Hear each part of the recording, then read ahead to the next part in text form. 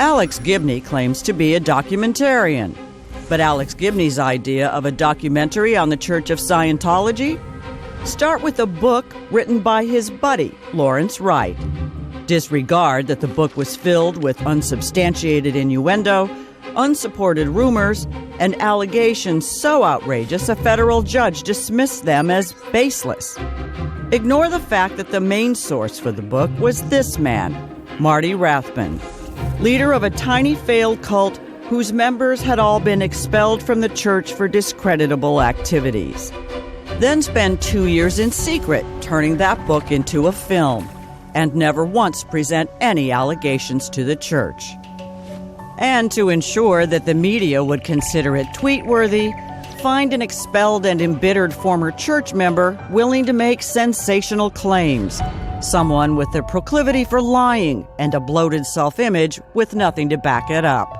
Someone just like Tom DeVocht. Tom DeVocht didn't have a lot of bearing in the church. He didn't have a lot of authority. I actually don't know authority he did have, and I was pretty familiar with who had authority and who didn't, and his was just strictly on renovations and construction.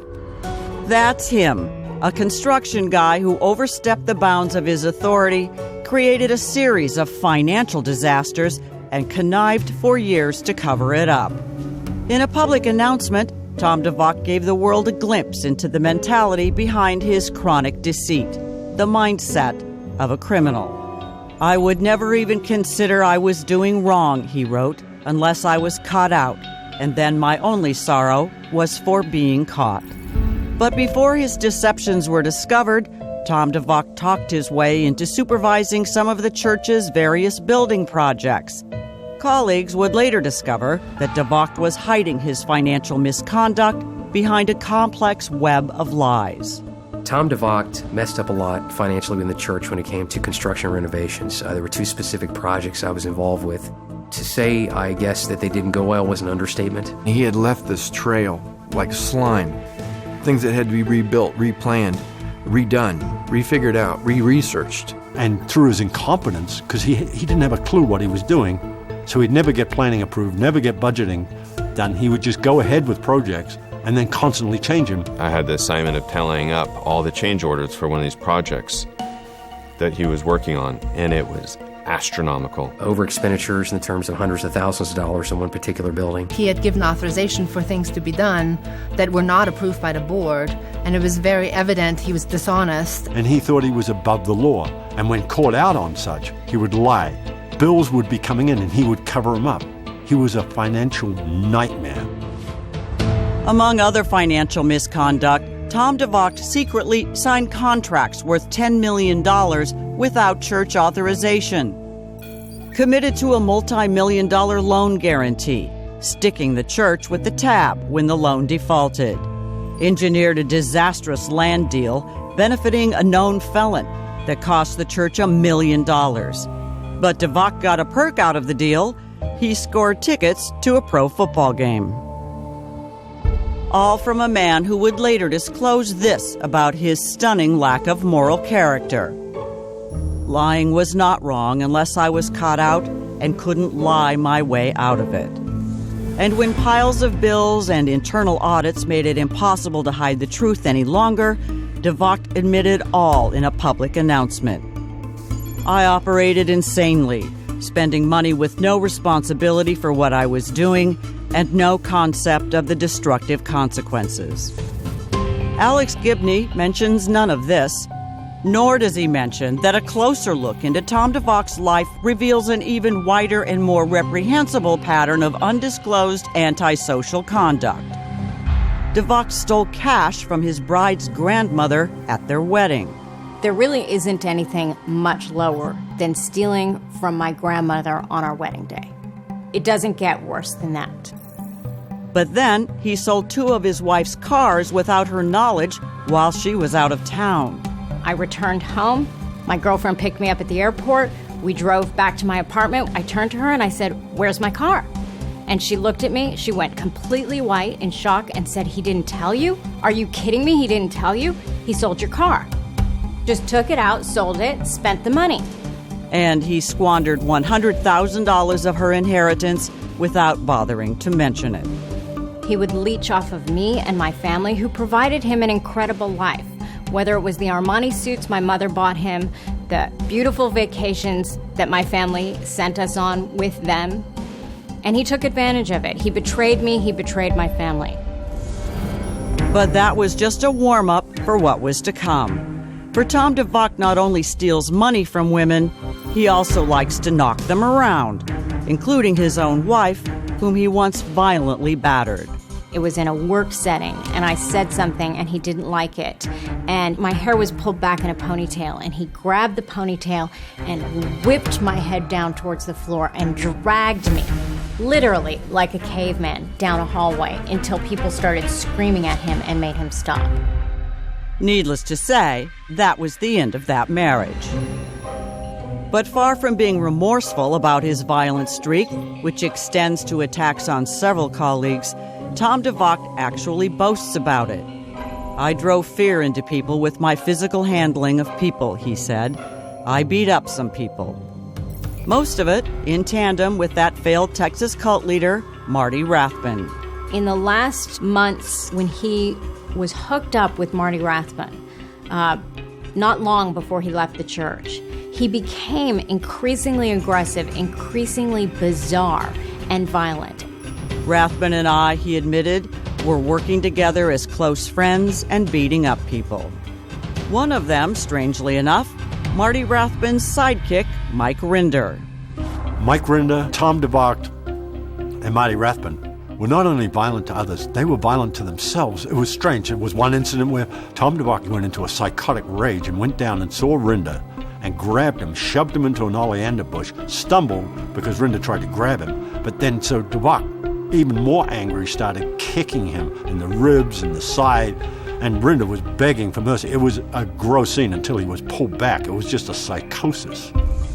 Tom DeVocht's criminal resume would eventually go beyond financial malfeasance and unhinged violence and into suborning perjury. In an important church court case, Tom DeVocht secretly began pressuring and coaching witnesses to lie to police. His accomplices, once again, Marty Rathbun and Mike Rinder, who hid the conspiracy from church officials for 14 years until Rathbun finally outed them all to a reporter. These same three all given major roles in Alex Gibney's film. But Gibney doesn't seem to care that lying to law enforcement is a felony, and had DeVocht been caught, he could have spent 5 years in prison. Inevitably, Tom DeVocht's lies and antisocial acts caught up with him. And when they were discovered, he was removed and dismissed in disgrace. But Tom DeVocht's bitterness at being dismissed would fuel a vendetta against the church, first on a media tour in support of Rathbun's cult, and when that failed, using forcible means to harm actual Scientologists, including a deprogramming attempt against a young church member visiting from Australia, lured to a house where she was held against her will, threatened and verbally abused by DeVocht and 7 others. The more that I was to not agree with what they're saying, they'd get angry. What, you think you're tough? What are you going to do? What are you going to do? You think you're tough, huh? You're going to listen to me. You're going to listen to me, and you're going to do what I say. And that minute, I knew that, something was wrong. I was scared. Then they will come outside, and now I'm cornered, cornered in the sidewalk of the house. So then Tom DeVocht comes out. He said, if you were my sister, I'd tie you up right now. And that's what freaked me the hell out. I mean, you'd tie me up because of what? Because I'm a Scientologist? No one has any right to do that. To not have the freedom to be what I want to be, follow what I want to follow, and do what I want to do, to me, that's evil. I mean, they have no right to do that. But nothing would quell DeVocht's bitter crusade for revenge over the good life he lost. And so, Tom DeVocht next turned on his own family, still members in good standing with their church. Remember the sister he talked about tying up? He tried to turn her own daughter against her. It's ludicrous because he never even knew my daughter. Never. He met her maybe once in 30 years for a few minutes. And then now he tries to put a rift between her and I. And I think it's the meanest thing that a brother could absolutely do to his family. To do that is so mean. What kind of a person would do that?